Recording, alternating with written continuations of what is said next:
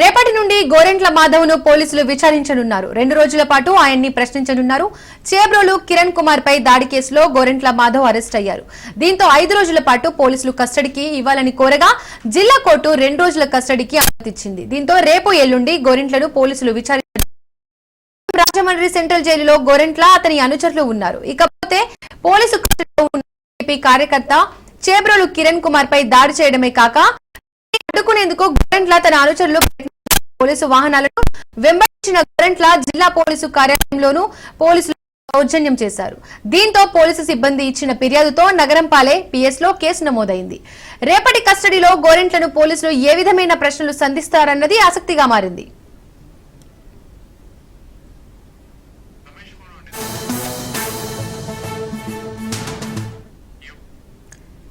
ఇక ఈ అంశానికి సంబంధించి మరిన్ని అప్డేట్స్ మా కరెస్పాండెంట్ రమేష్ అందిస్తారు. రమేష్, దీపిక, ఏదైతే మరి మాజీ ఎంపీ గోరెంట్ల మాధవ్ సంబంధించి కూడా ఇప్పటికే రిమాండ్ ఖైదీగా ఉన్నారు. ఆయనతో పాటు మరో 5 కూడా రాజమండ్రి సెంట్రల్ జైల్లో ఉన్నటువంటి పరిస్థితి కనపడుతుంది. ఈ నేపథ్యంలోనే ఏదైతే మరి గుంటూరు నల్లబాడు పోలీసులు ఏదైతే మరి ఐటీడీపీకి సంబంధించినటువంటి కిరణ్ ని తీసుకొస్తున్నటువంటి సమయంలో గుంటూరు నగరంలో చుట్టుకుంట ప్రాంతాల్లో కూడా పోలీస్ వాహనాన్ని ఎమ్మడించి ఆయన చేసినటువంటి దాడి అటు రాష్ట్ర వ్యాప్తంగా సంచలనం అయితే రేపినటువంటి పరిస్థితి. అయితే ఇప్పుడు రిమాండ్ ఖైదీగా ఉన్నటువంటి నేపథ్యంలో పోలీసులు 2 రోజుల పాటు కస్టడీ కోరారు. ఏదైతే మొబైల్ కోర్టులో వేసినటువంటి పిటిషన్ కి సంబంధించి కూడా న్యాయమూర్తి 2 రోజుల పాటు కస్టడీకి అనుమతి ఇచ్చారు. ఈ నేపథ్యంలోనే ఏదైతే మరి గోరెంట్ల మాధవ్ చేయటానికి పూర్తిగా మరి దాడి చేయడానికి ప్రధాన కారణం, దీని వెనక ఎవరైనా ఉన్నారా, ఎందుకు ఇంత ఈ విధంగా పోలీసు వాహనాలు అదేవిధంగా చేబ్రోలు కిరణ్ పైన దాడి చేసేటానికి ప్రధాన కారణాలు కూడా